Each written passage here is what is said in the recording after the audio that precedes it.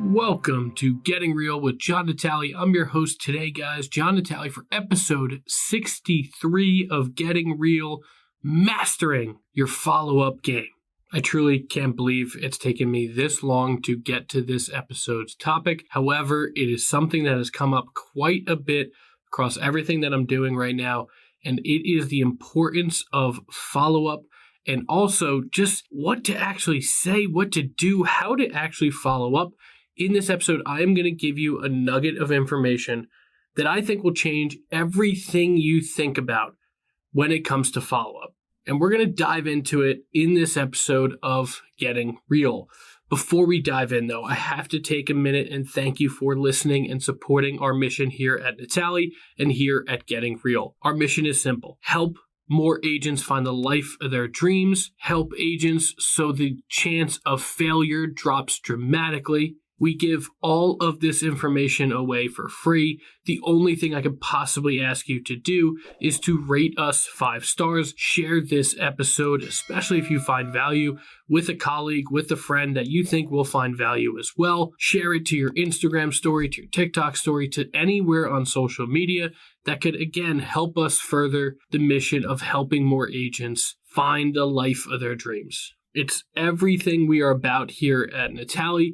From our real estate company here in New Jersey, if you're looking for a dynamic, unbelievable, 100% commission model brokerage here in New Jersey, there is a link below to get more information on joining us here at Natale. You get access to everything, obviously, here in New Jersey, but also what we're doing nationwide. And if you're in one of those other 49 states or across the world at this point, we have 50 plus top agents in our Natale coaching program. If you've been thinking about joining it in order to get your business where it wants to go in 2025, right now is the perfect time. Go to natalecoaching.com, see everything that we're doing, see all of our coaching options, and also book a discovery call with me for absolutely free. And if you have a business owner in your life that also wants to grow their personal brand, we just launched Natale Media. Go to natalemediahub.com. There is a link below for that as well to get information on what we're doing to not only help real estate agents, but business owners as well grow, launch, and absolutely explode their personal brand so their business becomes an attraction magnet. It's what we're doing across all these fronts. It's what I've done here in New Jersey for myself. It's what we're doing with our agents here in New Jersey. It's what we're helping agents across the country doing. And now we are going to help business owners do it as well. And lastly, thank you again for listening to this episode, watching if you're with us here on YouTube. I am so damn appreciative of you giving up your time to hopefully learn something today, especially on the art of follow-up. So let's dive in to follow-up. And let's start with why so many agents are challenged by it. A lot of people think when I say the word, you should be following up, or just the word in general, follow up. Is that technically 2 words? Might be technically 2 words. A lot of agents feel unease. They feel it is salesy. They feel like a car salesman that's calling for no apparent reason just to hopefully sell a car. For some reason, a lot of people feel slimy when it comes to follow-up. And here is that nugget of information that I want to share with you. You need to change your perception of follow-up from just following up, just checking in, and we're going to talk about scripts, to providing value to people. Change in your mind. Following up is not checking in. It is providing value to people. The absence of providing value makes follow-up super slimy. Let me say that again. The value provided, the value you provide prevents you from being that sleazy, slimy salesperson. If your follow-up strategy is to literally just call and say, "Hey, John, it's John. I'm just checking in," that is salesy. But if you pivot follow-up, and we're going to talk about all different types of follow-up in this episode, but if you pivot follow-up to being, "Hey, John, it's John. We haven't talked in a while. I was literally just blown away. I was on the computer. I just saw in the MLS that 4 houses down from you just closed for X amount of price. Could you believe you bought your house 5 years ago for Y price?" That is not follow-up. That is providing value and having a reason to call someone. But if you do it the car sales way, and I'm going after car sales. I love car salesmen. There's no issue with it. I'm just using it as an example because I literally just got this call, made me think of this episode as well. If you call someone and say, "Hey, John, it's John. Haven't spoken in a while. The house treating you right? Car's good? Yeah? Okay, great. Know anyone else looking for a car?" No, even though I probably do. The issue that so many people have with follow-up is all in their mindset.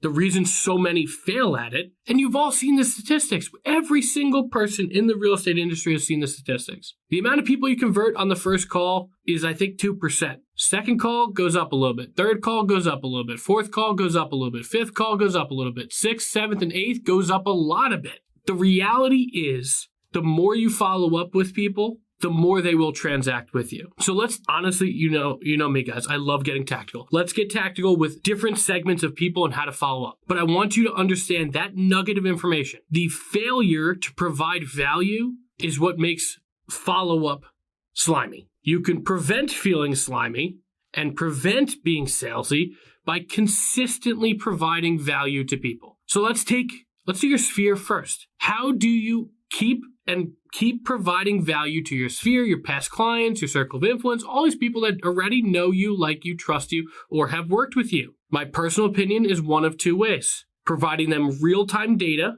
about their home and their neighborhood. So if you use a great service like HomeBot, HomeIQ, those are great ones to subscribe to for your clients. Those offer you the ability to send market reports every single month in which you can go in and then obviously view what they're viewing. That phone call I just gave you before, when you see someone, especially someone that bought a house to you in 2018 or 2022 or 2023, and now it's the neighbor just sold for X amount higher, calling them and just saying, "Hey, could you believe that your neighbor down the street got this? Wow, you guys got some serious equity in your house. God bless you. How's the family?" You're providing value to them because they may be tracking it, but they might not be. There's a reason for you to call them. The next biggest way of always keeping your sphere going is literally, I think at this point, maybe 4 episodes ago, building a massive community. Go back and listen to that episode, that interview with Larry Hall. Always having an event or something that you are inviting your past clients, your sphere, your circle of influence to, will make your life a dream as a real estate agent. Because rather than having to call once a month and say, "Hey, did you see that house?" Again, that works once in a while. However, at a certain point, 6 months later, they're going to be, "Oh God, John's calling again." But if you're calling, you're emailing, you're texting, and you have all these different things, and you're actually planning events that they could attend to for free, that is a beautiful thing. And it doesn't always have to be a grand thing. Some months, we're right in the holiday season. It could be a food drive you're doing, a coat drive in the winter. It could be a past client event. It could be a community event. It could be a massive Friendsgiving that you're throwing. There are so many different things you can be doing on a community event basis. And like I said, I'm not going to go through that in this episode, but go back a few episodes to that interview with Larry Hall and listen to literally the guy absolutely crushed this year doing this. But that's a great thing to be calling your sphere with and your past clients and your circle of influence. "Hey, did you know we have this trunk or treat we're throwing this October? Hey, do you know we're doing this Easter egg hunt in the spring? Hey, we're doing this pie giveaway for Thanksgiving. I'm just going to be stopping by your house with a pie. I just need you to fill out this quick form on which pie you want, apple or pumpkin. I'm going to text it over to you now. Is that cool?" You are providing value to people nonstop if you go to this type of follow-up. The problem is people don't understand the difference between follow-up and providing value. All of these ways for your sphere are value. Letting them know how much their home is worth, letting them know what's going on in the neighborhood, what events you have coming up, invites to things you're organizing that they can take part of, that they don't have to organize themselves and give back to the community. All of this stuff matters, guys. And if you're the one bringing it to their table, you are providing value to them. Let's now go to prospecting. Let's, again, stay very tactical here. I converted on these two hands, if you're watching me on YouTube, I have 10 fingers. So I'm very fortunate. I've converted on these two hands. I've made tens of thousands of phone calls. How many people listed their house with me on the first call are on these two hands? Maybe 10.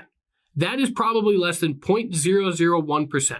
How many, when I picked up the phone, just said, "Hey, I'm John Natale, do things differently," and they'd say, "Oh my God, that sounds fantastic. I don't even know what you do differently, but yeah, come on over. I need you to list my house." The reality is the follow-up is what gets you the business, especially in prospecting. So whether it's a FSBO, expired, circle dialing, does not matter. If you are following up, the best thing you can provide in terms of value are a few things. But the number one best thing is probably the neighborhood data. Yes, they have access to it, but they don't know how to analyze it like you do. Yeah, they know the house down the street sold for $520 and they're maybe a FSBO at $499. But did that house have an in-ground pool, finished basement, upgraded kitchen, and an upgraded master bath that they don't have? They're probably not going to see it that way. But being able to provide value to them and give them a phone call and say, hey, we spoke 2 weeks ago. We spoke about what we do differently. Hey, did you see that one up the street actually just closed down at $520? They were asking $550. And then they're going to give you their opinion. That's an actual follow-up call. That's providing value to someone. Being able to call them, 2 weeks after your first contact and say, hey, you know what? We connected a couple weeks back. We spoke about what we do differently here at Natale. You know what? I actually just put together a guide to kind of help people sell their house by owner if you want to take a look at it. Absolutely.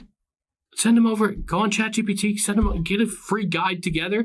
Send them over a free guide on selling their house. Again, you're not giving away your marketing. You're not saying, hey, I'm going to give you a photographer. I'm going to give you all this other stuff. But providing value to people matters. Hey, we spoke a couple weeks back about